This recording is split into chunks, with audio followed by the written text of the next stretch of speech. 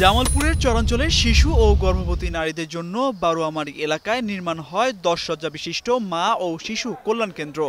তবে উদ্বোধনের 6 বছর পার হলেও 4,71,00,000 টাকার এই হাসপাতালের পুরোপুরি সুফল পাচ্ছেন না স্থানীয়রা। পর্যাপ্ত লোকবলের অভাবে তালা ঝুলছে অধিকাংশ রুমের দরজায়। মনে করছে যে এখানে আসলে আমরা উপকৃত হব বা ডেলিভারি করে ঠিকমতো হতে পারবো, কিন্তু কোনো ব্যবস্থা নাই। না থাকার দরুন আমাদের খুব কষ্টে আছে, আমরা ছোট এলাকার মানুষ।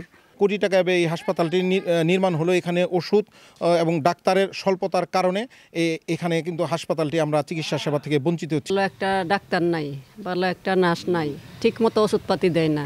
পরিপূর্ণভাবে চালুর আগেই ভবনের অনেক জায়গায় ফাটল দেখা দিয়েছে, নষ্ট হচ্ছে দামি জিনিসপত্র।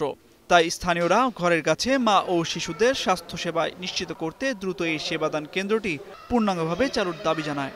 এলাকায় একটা প্রতিষ্ঠান হইলে যে এলাকারও একটা উন্নত একটা ব্যবসা প্রতিষ্ঠান করতে পারবো, বেকারত্ব দূর হবে, আমাদের না হোক পাশের এলাকায় হবে, অন্য এলাকায় হবে। আমাদের দাবি যে আমরা ডাক্তার চাই, আমরা ঠিক মতন ওষুধ চাই।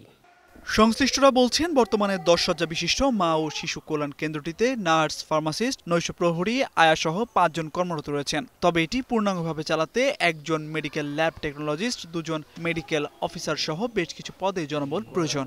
আমাদের এখানে মেডিকেল অফিসার দেওয়ার পরে যা আর কি কার্যক্রম হবে, আমাদের ঊর্ধ্বতন কর্তৃপক্ষে আমাদের আশ্বাস দিয়েছে যে যত সম্ভব তাড়াতাড়ি সম্ভব এখানে আমাদের কার্যক্রম চালু করা হবে। ম্যান পাওয়ারের অভাবেই এটা চালু হচ্ছে না।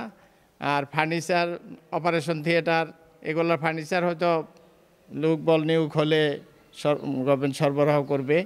হাসপাতালে জনবল নিয়োগে স্থানীয় বিভাগ সহ বিভিন্ন মহলের সঙ্গে আলোচনা চলছে বলে জানিয়েছেন স্থানীয় জনপ্রতিনিধি। প্রসবকালীন সময়ে সেখান থেকে আসা মানে খুব দুরূহ ব্যাপার, এবং যে কোনো সময় যে কোনো দুর্ঘটনা ঘটতে পারে। সেটা প্রসবকালীন সময় মাও দুর্ঘটনায় পতিত হতে পারে। সেই জন্য সেখানে মা ও শিশু কল্যাণ কেন্দ্রে জনবল নিয়োগের মাধ্যমে মানুষের সেবা প্রদানের জন্য কর্তৃপক্ষকে বিশেষ অনুরোধ জ্ঞাপন করছি। পরিবার পরিকল্পনা বিভাগের কর্মকর্তারা বলেন, জনবল সংকটে আংশিকভাবে সেবা কার্যক্রম চালানো হচ্ছে। জনবল নিয়োগ হলে সেবা আরও বাড়ানো সম্ভব। নিয়োগের সার্কুলার হবে, তারপরে জনবল নিয়োগ হবে। সার্কুলার জনবলের নিয়োগ এই কার্যক্রমটা এখনো শুরু হয়নি। সরকার অবশ্যই এই বিষয়ে কার্যকরী পদক্ষেপ নেবেন। 2018 সালে জামালপুরের সদর উপজেলার লক্ষ্মীরচর ও তুলসীরচর ইউনিয়নের প্রসূতি মা ও শিশুদের জন্য এই স্বাস্থ্যসেবা কেন্দ্রটি উদ্বোধন করা হয়। এটি পুরোদমে চালু হলে এর সুফল পাবেন পাশের শেরপুর জেলার বেশ কয়েকটি ইউনিয়নের কয়েক লাখ মানুষ। এখন জামালপুর। শিয়া বাটার, অ্যালোভেরা ও ভিটামিন ই সমৃদ্ধ লিলি বিউটি সোপ।